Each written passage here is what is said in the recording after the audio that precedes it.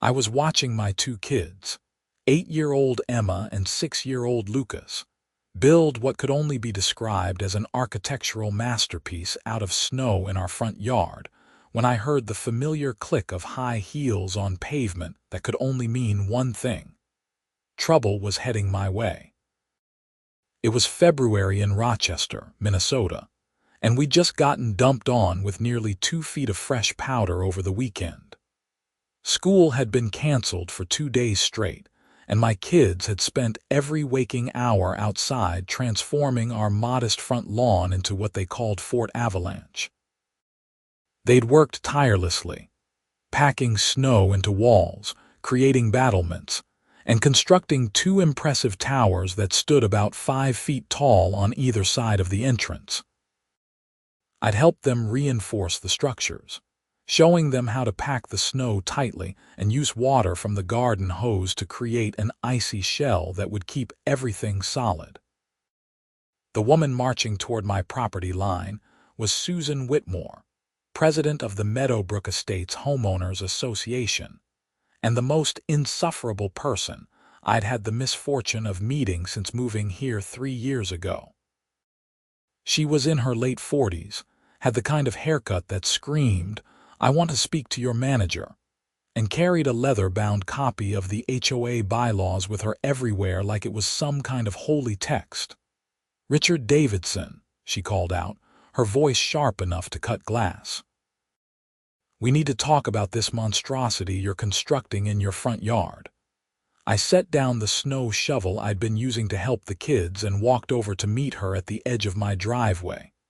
"Susan, it's a snow fort. My kids are having fun. What's the problem?" She pulled out her phone and started tapping at the screen with perfectly manicured nails, painted an aggressive shade of red. "The problem, Richard, is that according to Section 7, Paragraph 3 of the Meadowbrook Estates HOA bylaws, any temporary structures erected on property grounds must be approved by the Architectural Review Committee at least 2 weeks in advance. This includes but is not limited to sheds, gazebos, playhouses, and yes, elaborate snow structures." I stared at her in disbelief. "You're joking. It's made of snow, Susan. It'll melt in a week or 2. "The bylaws make no distinction regarding the permanence of structures," she said, her lips pressed into a thin line. "Furthermore, your fort extends within 3 feet of the property line, which violates setback requirements.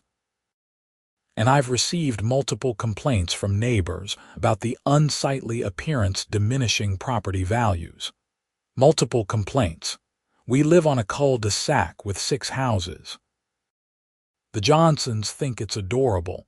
The Patels asked if their kids could come play later, and the elderly couple at the end complimented us on it yesterday. Who exactly is complaining?" Susan's face flushed slightly. "That information is confidential. However, as HOA president, I have a responsibility to enforce our community standards. You have until 5 o'clock this evening to dismantle this structure, or I'll be forced to issue a formal violation notice with daily fines of $200. Emma and Lucas had stopped their work and were watching us with worried expressions. Emma, always the more vocal of the two, walked over with her hands on her hips. "Miss Whitmore, why are you being mean? We worked really hard on this. Young lady, this isn't personal. It's about maintaining the standards that make Meadowbrook Estates a desirable place to live. Now, I expect your father to do the right thing." Susan turned on her heel and started walking back toward her house 3 doors down. I knelt down next to my kids. "Don't worry about her. We're not tearing down your fort." "But Dad, she said you'd get in trouble," Lucas said, his lower lip trembling. "Let me handle Mrs. Whitmore. You two keep building. Didn't you say you wanted to add a drawbridge?" Their faces brightened, and they ran back to their project with renewed enthusiasm. I, meanwhile, went inside to do some research. I dealt with Susan's ridiculous interpretations of the HOA rules before. Last summer, She tried to fine me for planting sunflowers in my backyard because they grew taller than 6 feet, which she claimed violated the landscaping guidelines. I'd pointed out that the guidelines specifically mentioned fences and hedges, not decorative plants, and she'd backed down after I threatened to bring a lawyer to the next board meeting. I pulled up the HOA bylaws on my laptop and read through Section 7 carefully. The language was indeed broad, but there was a key phrase I'd spotted: permanent or semi-permanent structures intended to remain in place for more than 30 days.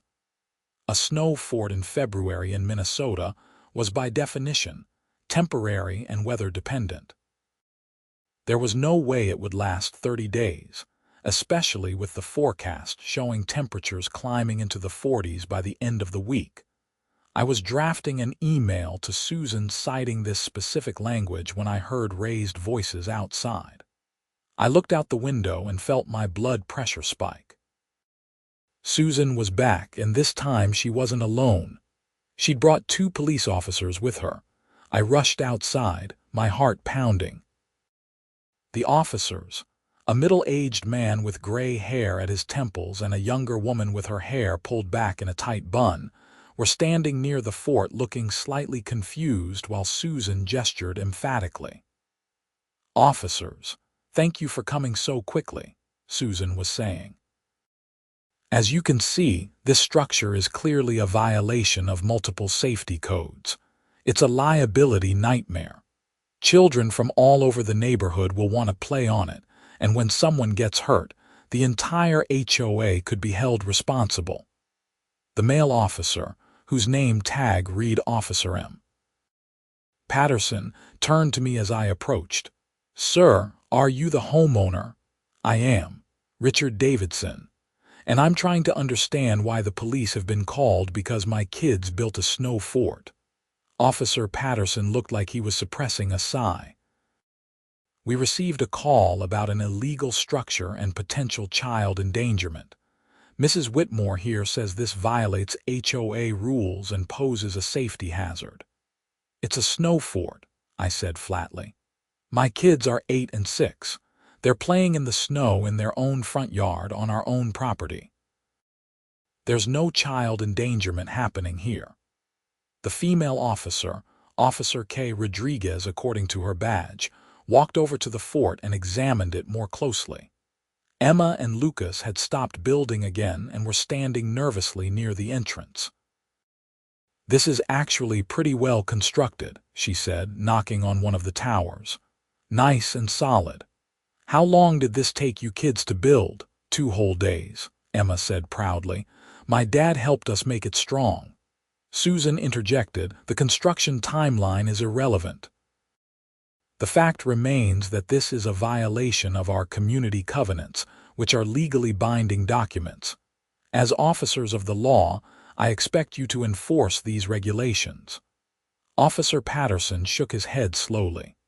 "Madam, HOA disputes are civil matters, not criminal ones. Unless there's an actual safety hazard or criminal activity, this isn't really a police matter." "But the bylaws clearly state—" "Mrs. Whitmore," Officer Rodriguez cut in, her tone professional but firm, "we've responded to your call and assessed the situation. These children are safely playing in their own yard. The structure appears stable and isn't blocking any public right-of-way. There's no violation of any municipal code or law that we can see. If you have an HOA dispute, that needs to be resolved through your HOA's internal processes or civil court." Susan's face had turned an impressive shade of crimson. "This is unacceptable. I demand that you at least document this violation in an official report." Officer Patterson pulled out a small notebook, more, I suspected, to placate her than anything else. "I'll make a note that we responded to a call at this address and found children building a snow fort with parental supervision. Sir," he turned to me, "you're not in violation of any laws that I can see. Nice fort, by the way." "Thank you, officer. I appreciate you coming out here, even if the call was unnecessary. As the officers turned to head back to their patrol car, Susan stepped in front of them. "Wait. If you won't enforce the HOA bylaws, then I need to document that this structure is dangerous. Those towers are at least 5 feet tall. If they collapse on a child, it could cause serious injury or death." Officer Rodriguez stopped and looked back at the fort, then at Susan. "Madam, kids build snow structures all the time. These appear very stable. Are you an engineer or structural safety expert? I don't need to be an expert to recognize a hazard when I see one." "Actually, you kind of do," Officer Patterson said. "Look, if you're genuinely concerned about safety, you could petition your HOA to create specific guidelines about snow structures, but that's an internal process. We really can't help you with this." The officers walked toward their car, and I thought the situation was resolved. Then I heard Officer Patterson say something to his partner that I wasn't supposed to hear, but in the quiet of the snowy morning it carried. "Reminds me of the fort my kids and I built last year. Took us 3 days. This one needs a 3rd tower, though, really complete the look." Lucas, who had excellent hearing, perked up. "Dad, did you hear that? He said we should add a 3rd tower." Before I could respond, Officer Patterson realized he'd been overheard and turned around with a sheepish grin. "Sorry, I was thinking out loud. But yeah, structurally speaking, a 3rd tower in the back would create a nice triangle formation, more stable that way." Emma was already running toward the backyard. "Come on, Lucas. Let's start on it now," Officer Rodriguez laughed. "My partner takes his snow fort architecture very seriously. He once spent an entire weekend building an igloo in his backyard." "Guilty as charged," Officer Patterson admitted. "Listen, Mr. Davidson, you seem like a good dad just trying to give your kids a fun snow day. For what it's worth, I think Mrs. Whitmore is overreacting. But document everything, just in case this escalates. Take photos, keep copies of any communications. HOA disputes can get messy." "I will. Thank you, officer." As the patrol car pulled away, Susan stood on the sidewalk practically vibrating with fury. "This isn't over, Richard. The HOA board meets on Thursday evening. I'll be presenting this violation formally, and the board will vote on appropriate fines and enforcement measures. And when your homeowner's insurance premiums skyrocket because of liability issues, don't say I didn't warn you." "Susan, with all due respect, you need to find a hobby. Maybe build your own snow fort. Might help you relax." That was probably not the wisest thing to say. Her eyes narrowed dangerously. "You think this is funny? You've been a problem resident since the day you moved in. Your grass was a 1/4 inch too long last July. You painted your front door without submitting a color approval form. You hung Christmas lights on December 1st when the guidelines clearly state no holiday decorations before December 10th. And now this. The grass thing was because I was in the hospital with appendicitis. The door was the exact same color as before. I just refreshed it. And the Christmas light rule is absurd, which is probably why nobody else in the neighborhood follows it either. Rules exist for a reason. They maintain property values and community standards. No, Susan, rules like this exist so people like you can feel powerful. My kids are 8 and 6 years old, and they're having innocent fun in the snow. If you can't see how ridiculous you're being right now, then I genuinely feel sorry for you." She opened her mouth to respond, then snapped it shut. Without another word, she turned and marched back to her house. I watched her go, then went to check on Emma and Lucas, who were already debating where exactly the 3rd tower should go. "Dad, Officer Patterson said in the back, right?" Emma asked. "I think he meant toward the back section of the fort, creating a triangle with the 2 front towers," I explained. It would make the fort more enclosed and give you a protected area in the middle. We spent the rest of the morning working on the third tower. The officer's visit had actually energized the kids, turning the project into something even more exciting.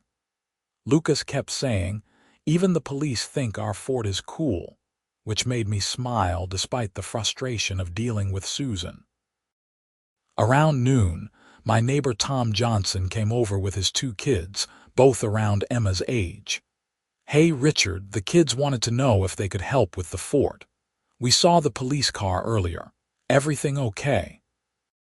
I gave him the abbreviated version of the morning's events while the kids immediately started working together on the third tower. Tom shook his head in disgust. "Susan called the cops on a snow fort. That's a new level of ridiculous, even for her. Apparently it violates Section 7, Paragraph 3 of the sacred bylaws. You know what her problem is? Her kids are both in college now, and she's got nothing to do except make everyone else miserable. I swear last month she tried to tell my wife that our wreath was too large for our door." "A wreath, Richard. She threatened to bring this to the board meeting Thursday night, said they'll vote on fines." Tom leaned against my car and crossed his arms. "You should come to the meeting. Bring photos of the fort. Most of the board members are reasonable people. Susan just dominates because she's loud and nobody wants to deal with her. But if you actually show up and challenge her, the others might back you up. I'm considering it. I'm also considering just paying a lawyer to send her a cease and desist letter about harassment. That might work, but it could also escalate things. She's the type to dig in harder when challenged directly. Maybe try the board meeting first, see if reason prevails." The kids worked on the fort until about 2 o'clock when hunger and cold finally drove them inside. The third tower was taking shape nicely, forming a triangular courtyard just as Officer Patterson had suggested. Emma declared it was now Fort Avalanche Maximum Security Edition, which seemed appropriately grandiose for an 8-year-old's creation. I made hot chocolate and grilled cheese sandwiches while the kids warmed up. They were chattering excitedly about adding more features, a flag system, ice windows, maybe even a tunnel network. Their enthusiasm was infectious, and it reminded me why I'd been so angry at Susan. These were the kinds of memories kids held on to.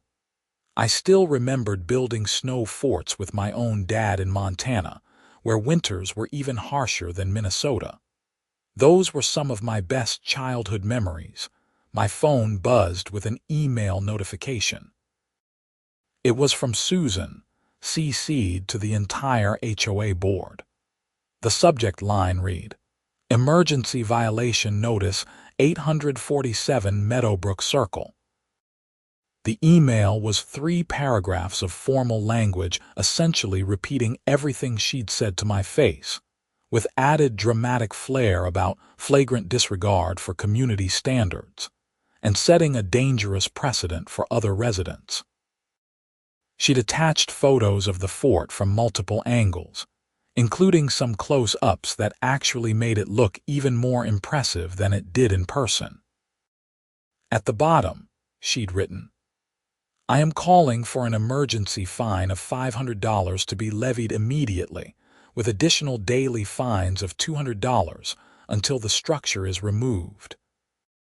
Furthermore, I recommend that Mr. Davidson be required to appear before the board to explain his consistent pattern of violations." I was composing a response when another email came through, this one from Gary Mitchell, one of the other board members. It was sent just to me, not as a reply all. "Richard, don't engage with Susan via email.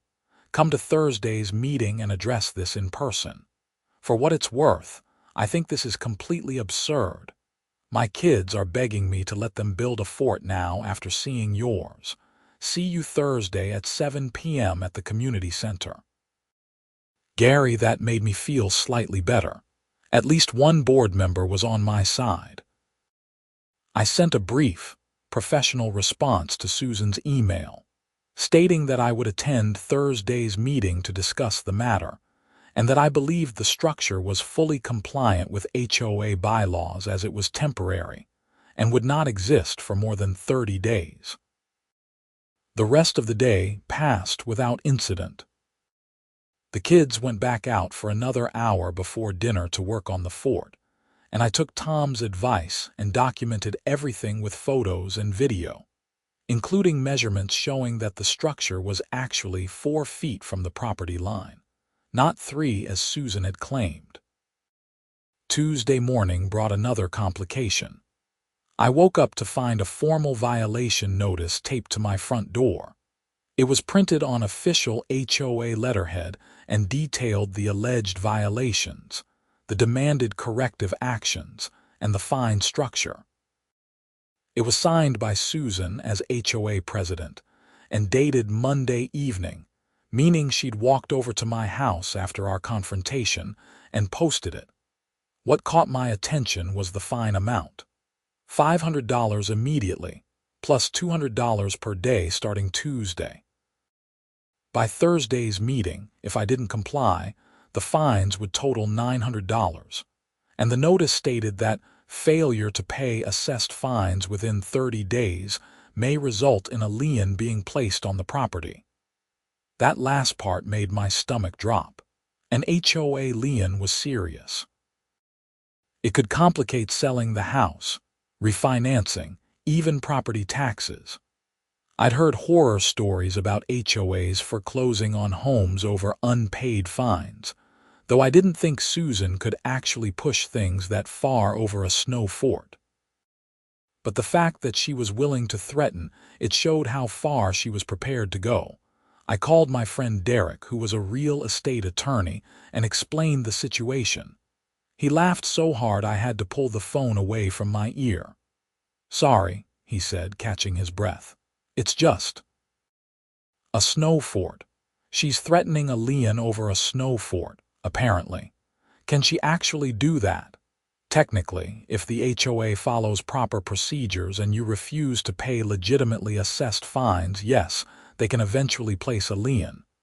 But here's the thing: those fines have to be legitimate. From what you're telling me, you've got a strong argument that this structure doesn't violate the bylaws. The temporary nature, the fact that it'll melt naturally, the setback measurements being incorrect in her notice. She's on shaky ground. So what should I do? Go to the meeting Thursday. Present your case calmly and factually. Bring your photos, your measurements, your interpretation of the bylaws. If the board still votes to uphold the fines, which I doubt they will, then we'll draft a formal response challenging the fines and potentially pursue action against Susan personally for harassment. Keep documentation of everything." Her calling the police was actually helpful because there's now an official record showing no laws were broken. Officer Patterson suggested I document everything too. Smart cop. Look, I've dealt with overzealous HOA presidents before. They usually back down when faced with actual legal pushback because they know they are overreaching. Susan is probably used to people just complying because they don't want the hassle. You standing up to her might be exactly what's needed. Thanks, Derek. I'll let you know how Thursday goes. Call me Friday and send me pictures of this fort. My kids want to build one now. Tuesday afternoon, the kids got home from school and immediately asked if they could work on the fort. Word had spread at their elementary school about the police visit, which had apparently elevated Emma and Lucas to celebrity status among their peers. Emma reported that even the 5th graders thought it was cool, which was high praise indeed. I told them they could work on it for an hour, and soon there were 5 kids from the neighborhood collaborating on improvements. They decided to add ice windows to the towers using water-filled containers that they froze and then positioned in the walls. Lucas had the idea to create a flag from an old bedsheet, which Emma decorated with drawings of snowflakes and the words Fort Avalanche in blue marker. Susan drove by twice during this hour, slowing down both times to glare at the scene. The second time, she stopped and rolled down her window. "Richard, I see you're choosing to ignore the violation notice. That's your choice, but don't say you weren't warned about the financial consequences." "Susan, I'm not ignoring anything. I'll be at Thursday's meeting to address the board. Until then, my kids are going to enjoy their snow fort." "Those aren't just your kids. I see Johnson children, and I believe those are the Patel kids as well. You're encouraging other families to violate HOA standards." Tom, who was in his driveway watching his kids, called out, "Susan, they're playing in snow. This isn't a crime scene." "Mr. Johnson, as a resident of this community, I'd expect you to support maintaining our standards rather than encouraging violations." Tom walked over to the property line. "You know what I support, kids being kids. This whole neighborhood has gotten too uptight. Remember when we moved in here 15 years ago? Kids played outside all the time. Now everyone's afraid to let their kids do anything because you might fine them for having fun.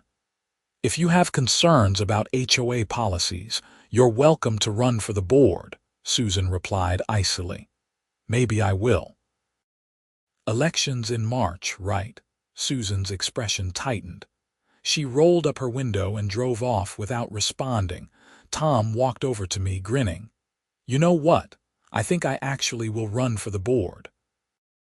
Susan's been president for 6 years, and nobody ever runs against her because it seems like too much hassle. But this is ridiculous.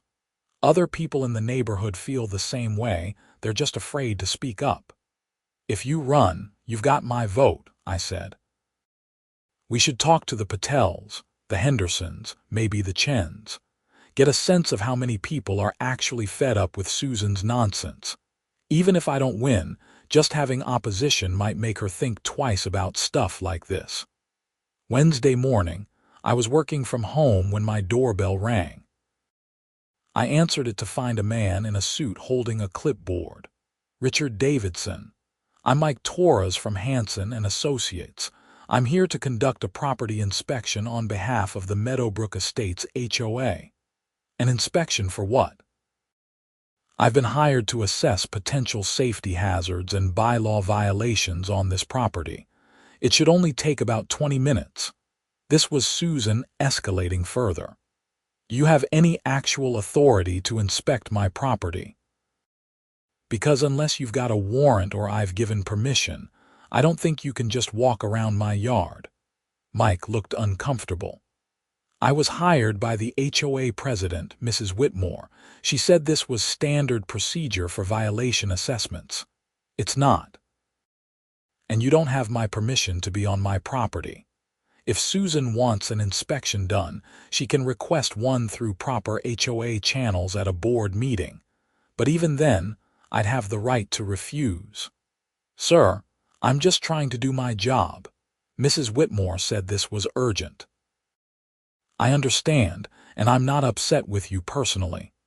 But Susan doesn't have the authority to unilaterally order property inspections. Here's what I suggest. Contact the other HOA board members and confirm that this inspection was actually authorized by the board, not just by Susan. If it was properly authorized, I'll cooperate, but I'm betting you'll find out it wasn't." Mike nodded slowly. "All right, I'll make some calls. Sorry to bother you." After he left, I immediately emailed the entire HOA board, asking if they'd authorized an inspection of my property. Within an hour, I had responses from 3 of the 5 board members: Gary Mitchell, Jennifer Harper, and Bob Reeves. All 3 said they'd known nothing about any inspection and that Susan had not brought it to the board for approval. Gary's response was particularly pointed. "Richard, I'm growing concerned about Susan's handling of this situation. She does not have unilateral authority to hire contractors or order inspections without board approval. This is exactly the kind of overreach we need to address at Thursday's meeting. Jennifer wrote, I've been on this board for 4 years, and I've never seen Susan this fixated on a single issue. My kids go to school with Emma and Lucas, and they came home so excited about the fort that my husband and I went for a walk to see it. It's adorable and clearly well made. I see no legitimate safety concerns. Bob's email was shorter but supportive. See you Thursday. Bring documentation. That evening, I sat down with Emma and Lucas and explained that there was going to be a meeting about the fort.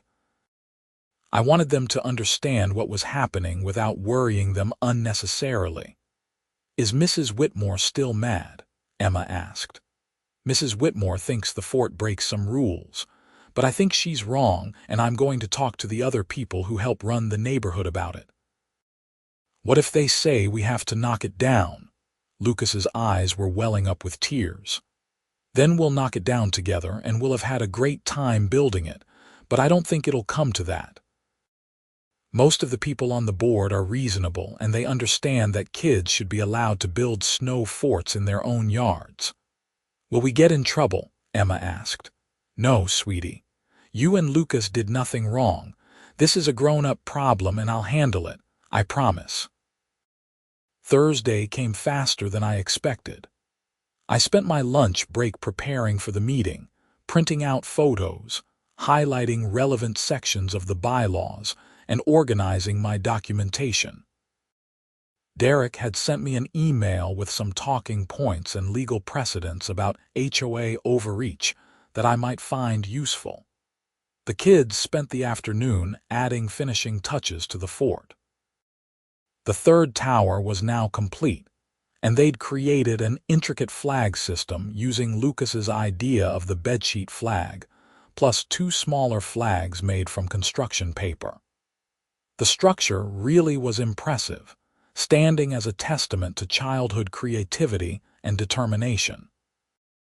At 6:30, I headed to the Meadowbrook Estates Community Center, a small building near the neighborhood entrance that was used for HOA meetings, community events, and occasional rentals. I arrived early and was surprised to find the parking lot already half full. Normally, HOA meetings drew maybe a dozen people at most, usually just the board members and a couple of residents with specific concerns. Inside the meeting room, I counted at least 30 people. Tom was there with his wife Lisa. The Patels had come. I saw the Chens, the Hendersons, and several other families I recognized from around the neighborhood. Gary Mitchell waved me over to a seat he'd saved near the front. Looks like word got around about this meeting, Gary said quietly. Susan is not going to be happy about the turnout. Are all these people here about the fort? Most of them, yeah. But it's bigger than that now. Susan's been pushing her agenda harder and harder over the past year, and a lot of people are fed up. Your snow fort situation just became the catalyst for a lot of simmering frustration. At precisely 7 o'clock, Susan called the meeting to order. She sat at a table at the front of the room with the other 4 board members, Gary, Jennifer, Bob, and the 5th member, Patricia Lane, whom I'd never met. Susan looked startled by the crowd but quickly composed herself. Thank you all for coming to tonight's board meeting. We have several items on the agenda, but first we'll address the violation notice issued to Richard Davidson at 847 Meadowbrook Circle. Mr. Davidson, would you like to present your response to the violation? I stood up and walked to the front, clutching my folder of documentation. Thank you.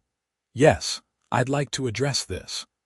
On Monday morning, I was informed by Mrs. Whitmore that the snow fort my children built in our front yard violates HOA bylaws. She cited Section 7, Paragraph 3 regarding temporary structures. However, I believe this interpretation is incorrect. I pulled out a copy of the bylaws and read the relevant section aloud.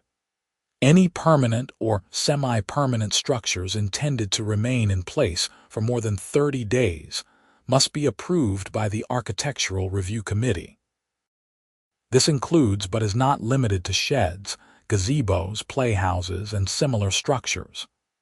The key phrase here is intended to remain in place for more than 30 days. A snow fort, by its very nature, is temporary. It's made of snow.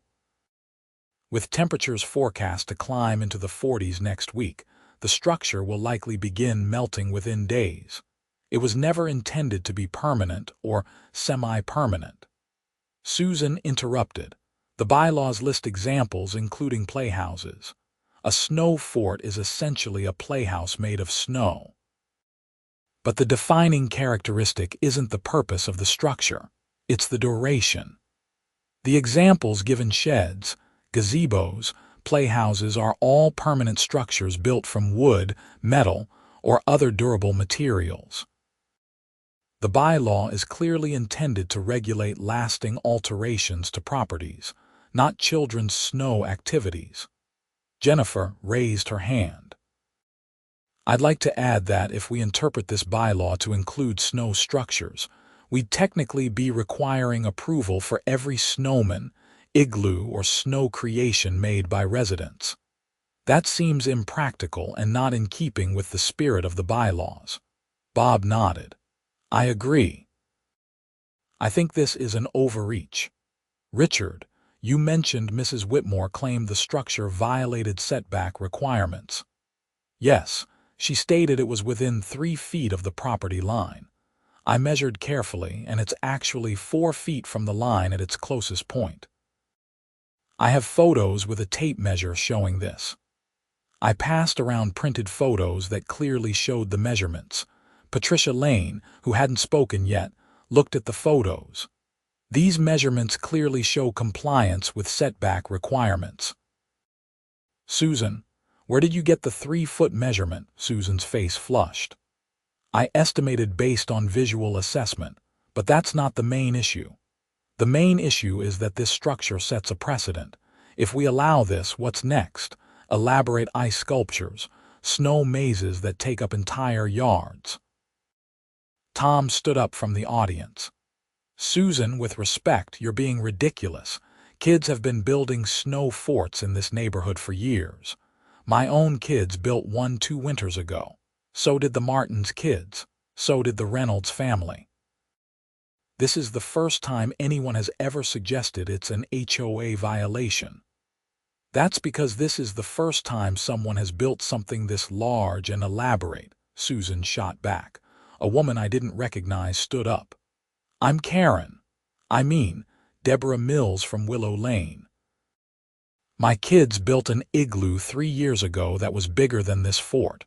Nobody said anything about bylaws. This feels targeted. Gary cleared his throat. Susan, I think we need to address the elephant in the room.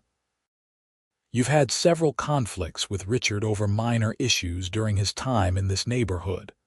The grass length when he was hospitalized, the front door painting, the Christmas lights timing. This pattern of targeting one resident raises concerns about impartial enforcement of bylaws. I enforce the bylaws equally for all residents, Susan said, her voice rising. Then why did you hire an inspector without board authorization? Jennifer asked. I received Richard's email about Mike Torres being sent to his property. That's not something you have authority to do unilaterally. Susan hesitated. I was acting in my capacity as president to investigate a serious violation. A serious violation, Bob shook his head. It's a snow fort, Susan, and even if it were a serious matter, you still need board approval for expenditures like hiring an inspector. How much was the HOA charged for that? I haven't received the invoice yet. Who authorized the payment? Patricia asked, now looking concerned. The meeting was spiraling away from Susan's control. Several other residents stood to share their own stories of what they felt were overzealous enforcement actions by Susan. One man described being fined for parking his truck in his own driveway. Because it was considered a commercial vehicle, even though it was his personal vehicle that he used for his landscaping business. A woman talked about being cited for having a garden gnome that was allegedly not in keeping with community aesthetics. After about 20 minutes of this, Gary called for order. "All right, let's focus on the matter at hand. We need to vote on whether Richard's snow fort constitutes a bylaw violation. I move that we dismiss the violation notice as the structure is temporary in nature and complies with setback requirements." "I second the motion," Jennifer said immediately. Susan looked panicked. "We should table this for further review by the Architectural Committee." "Susan, you are the Architectural Committee chair," Bob pointed out, "and you're clearly biased in this matter. I think we need to vote now." The vote was 4-1, with only Susan voting to uphold the violation. The relief I felt was immense. "The motion passes," Gary announced. "The violation notice is dismissed and no fines will be assessed. Richard, you and your kids can keep your fort." Applause broke out in the room. I thanked the board members and returned to my seat, feeling like a weight had been lifted. But Susan wasn't done. She stood up, her face red and her hands shaking. "This is a mockery of everything this HOA stands for. You're all too focused on being popular to maintain standards." "Fine. If this is how this board operates, then I'm calling for a special election. The residents deserve leadership that will actually protect their property values." "Susan, maybe you should step outside and cool down," Patricia suggested gently. "Don't patronize me. I've put 6 years into leading this community and this is the thanks I get. Being undermined and disrespected." Tom stood up again. "Susan, nobody's trying to disrespect you, but you've lost perspective. This fort isn't hurting anyone. If anything, it's brought the neighborhood together. Look at this turnout. When's the last time we had 30 people at a meeting? They're only here because they want to tear down standards and turn this neighborhood into chaos. Actually, we're here because we're tired of being afraid to enjoy our own homes," the woman who'd mentioned the garden gnome said. "Every time I plant a flower or put up a decoration, I worry you're going to fine me. That's not what an HOA should be." The meeting continued for another hour, devolving into a broader discussion about HOA governance and whether the bylaws needed to be revised. Several people, including Tom, announced intentions to run for board positions in the March election.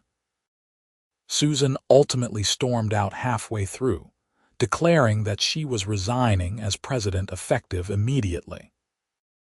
Patricia took over as acting president for the remainder of the meeting and appointed a committee to review the bylaws and recommend updates that would focus on genuine community concerns rather than petty restrictions. I drove home that night feeling vindicated but also a bit stunned by how everything had unfolded.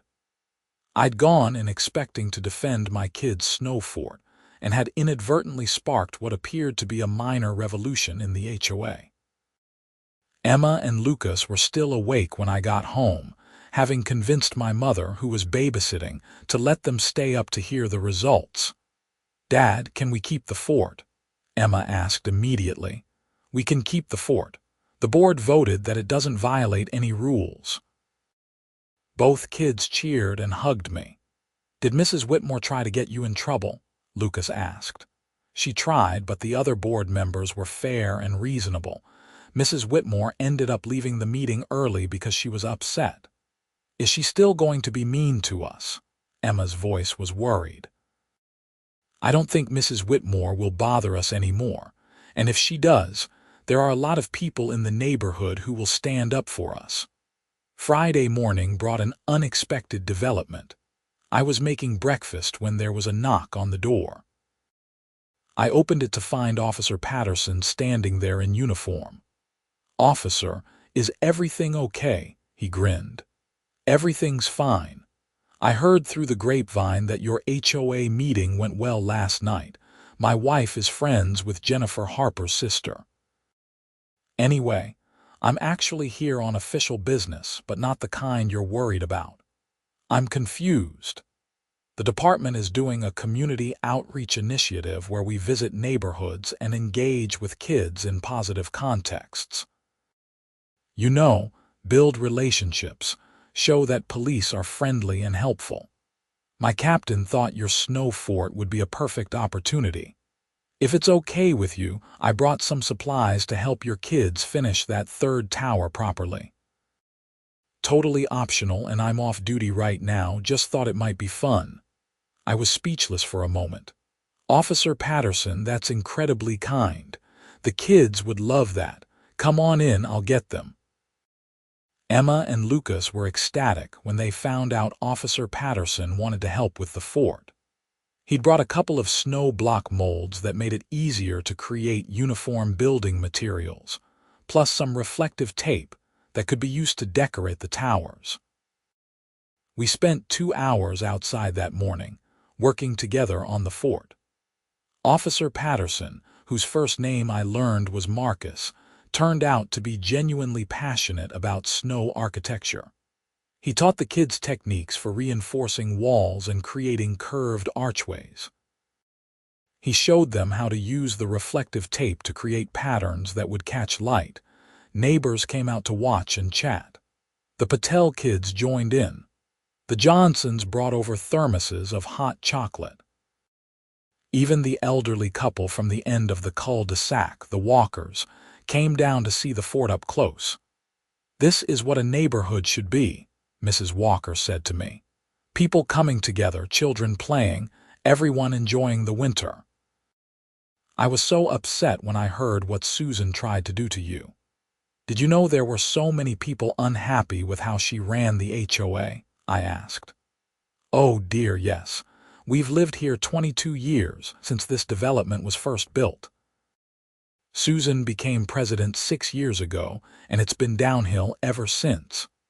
She means well, I think, but she's forgotten that rules are supposed to serve people, not the other way around. My husband and I are too old to fight those battles anymore, but we're glad someone finally stood up to her. By noon, Fort Avalanche was truly complete. The third tower stood as tall as the other two, and the triangular courtyard in the center was large enough for several kids to play in comfortably. Marcus had helped them create a proper entrance arch that was surprisingly sturdy. The flags flew from all 3 towers, and the reflective tape caught the winter sunlight beautifully. Marcus took some photos with his phone. This is going on our department's social media page, if that's okay with you. Great example of positive community police interaction. Absolutely okay. And Marcus, thank you. This meant a lot to my kids. It meant a lot to me too. I became a cop because I wanted to help people and strengthen communities. Sometimes the job gets heavy, dealing with crimes and conflicts. Days like this remind me why I do it.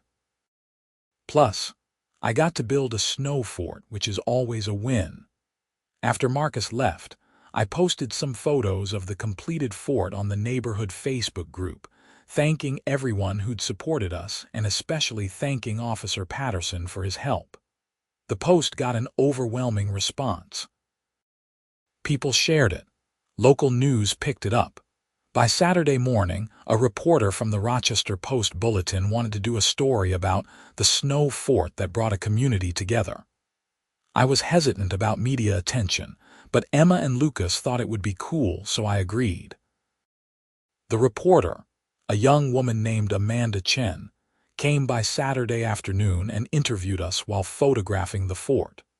She also interviewed some neighbors and apparently tried to contact Susan for comment, but was unsuccessful. The article ran in Sunday's paper with the headline "Snow Fort Dispute Sparks HOA Reform in Meadowbrook Estates." It was actually a well-balanced piece that focused on the broader issues of HOA governance while highlighting the snow fort as a catalyst for community discussion.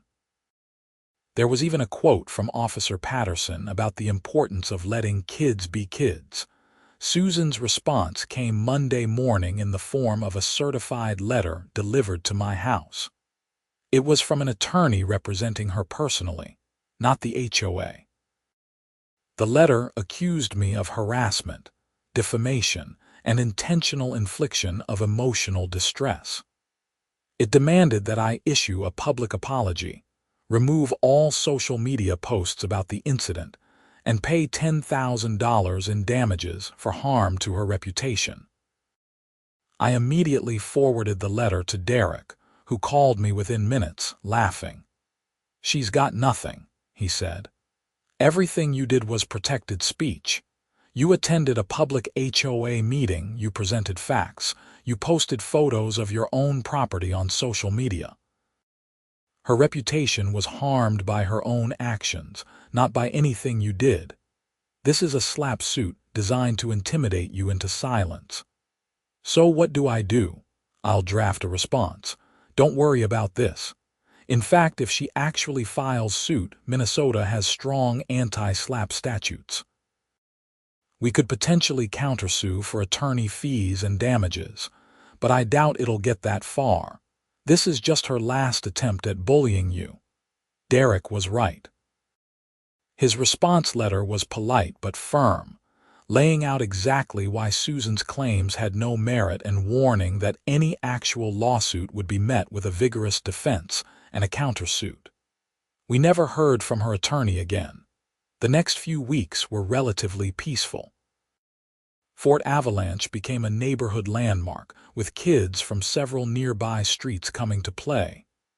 I established some basic rules. Adults had to be present, no rough play, and everyone had to be respectful of our yard. The kids self-organized, creating elaborate games and scenarios involving the fort. Emma and Lucas loved being the owners of the coolest structure in the area. True to my prediction, as February progressed and temperatures climbed, the fort began to melt. By early March, the towers were sagging, the walls were collapsing, and the structure had lost most of its definition. Emma and Lucas were sad to see it go, but I reminded them that we could build another one next winter, maybe even bigger and better. The HOA election in mid-March brought significant changes. Tom won a board seat easily, as did two other reform-minded candidates. Susan did not run for re-election. According to neighborhood gossip, she and her husband were considering moving to a different community, one with stronger governance, according to the rumor mill. The new board, with Gary as president and Tom as vice president, immediately began reviewing the bylaws. They held community forums asking for input on what rules were actually important to residents. Over the next few months, they eliminated or modified dozens of overly restrictive provisions, including the absurd December 10th Christmas lights rule, the grass height requirements during medical emergencies, and vague language about community aesthetics that had been used to target things like garden gnomes. They also added new provisions explicitly allowing temporary seasonal decorations, snow structures, and other forms of creative expression as long as they didn't create genuine safety hazards or violate municipal codes. By the time summer rolled around, Meadowbrook Estates felt like a different neighborhood. Kids played outside more. People decorated their homes and yards with more personality. There were fewer complaints and more community events. The Johnsons hosted a neighborhood barbecue in June that drew almost 50 people. I saw Susan occasionally in passing. She never spoke to me, usually averting her eyes or turning away when our paths crossed. I felt no satisfaction in her obvious discomfort, just a vague sadness that she'd been so invested in control that she'd isolated herself from her community. In December, as winter returned and snow began to fall again, Emma and Lucas started planning Fort Avalanche 2.0. They'd been drawing designs all year, incorporating lessons learned from the first fort. This time they wanted 4 towers, a double wall system, and actual ice windows instead of just frozen water containers. "Can Officer Patterson help again?" Lucas asked. "Maybe. He's pretty busy with his police work, but I'll send him an email and see if he might be able to stop by." Marcus did come by, bringing his own 2 kids this time. The 6 of us worked on Fort Avalanche 2.0 over a weekend, creating an even more impressive structure that incorporated all the kids' ideas. Other neighborhood families joined in, and it became a true community project. This time, there were no complaints, no violation notices, no angry confrontations. Just families enjoying winter together, kids learning about teamwork and creativity, and a neighborhood that had remembered what really mattered. On Christmas Eve, I stood in my front yard looking at the fort, now decorated with battery-powered LED lights that made it glow against the dark December sky. Emma and Lucas were inside with their grandparents, opening presents and drinking hot cocoa. The neighborhood was quiet except for the soft sound of falling snow. Tom walked over from his house carrying a beer. He handed me one and stood beside me, admiring the fort. "You know, you did more than just defend a snow fort," he said. "You reminded all of us what it means to actually live in a community instead of just existing in a subdivision with rules. I was just trying to let my kids build a snow fort." "Yeah, but sometimes standing up for something small is how you change something big." Susan ruled through fear and intimidation. "You showed everyone that those tactics don't work when people are willing to push back. I just got lucky that the rest of the board was reasonable." "No, you got lucky that you gave us all a reason to finally act on frustrations we'd been holding for years. That's different." We stood there for a few more minutes, drinking our beers and watching the snow fall. From inside my house, I could hear Emma and Lucas laughing. It was a perfect moment, the kind that makes all the stress and conflict worthwhile. The snow fort wars of Meadowbrook Estates had ended not with destruction or defeat, but with transformation. Susan had wanted to enforce order and control. Instead, she'd inadvertently inspired a community to rediscover its values and its voice. Fort Avalanche, that simple structure of snow and ice and childhood imagination, had become a symbol of something larger. The idea that rules should serve people, not oppress them, and that sometimes the most important thing a community can do is let kids be kids.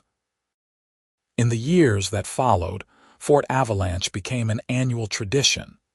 Each winter brought new designs, new collaborators, new memories.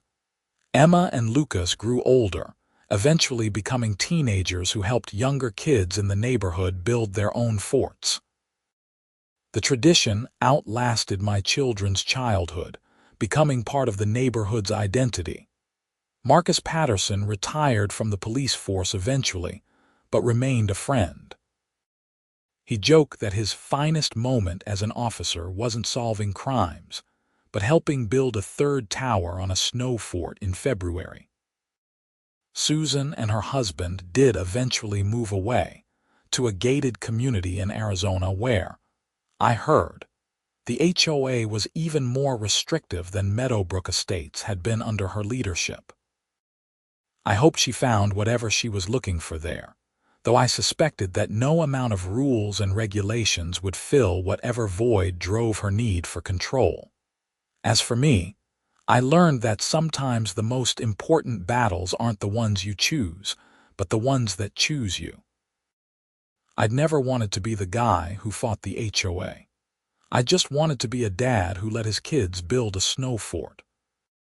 But in standing up for that simple right, I'd helped create space for an entire community to breathe, to express themselves, to remember that homes are meant to be lived in, not just maintained according to someone else's vision of perfection.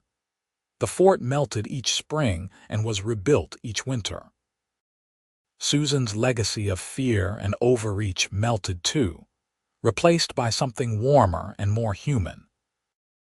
And every time I looked at whatever version of Fort Avalanche stood in my yard, I remembered that sometimes the smallest acts of resistance against unreasonable authority can ripple outward in ways you never expect.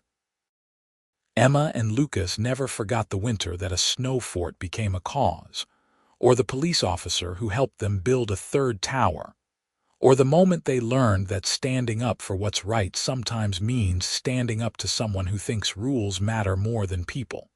And neither did I. That snow fort taught me more about community, courage, and the importance of fighting for simple joys than any book or lecture ever could. It reminded me that being a good parent sometimes means being willing to be a pain in the neck to people who deserve it, and that the best neighborhoods aren't the ones with the most rules, but the ones with the most heart. Years later, when both Emma and Lucas had grown up and moved away, when I was considering whether to downsize from the house that had seen so many winters and so many forts, I would sometimes stand in the front yard on snowy days and remember the towers, the flags, the laughter. Remember Susan's anger and Marcus's kindness. Remember the board meeting that changed everything and the community that came together when it mattered. And I would remember that sometimes. The most important thing you can do is build a fort with your kids, and refuse to let anyone tell you that joy is against the rules.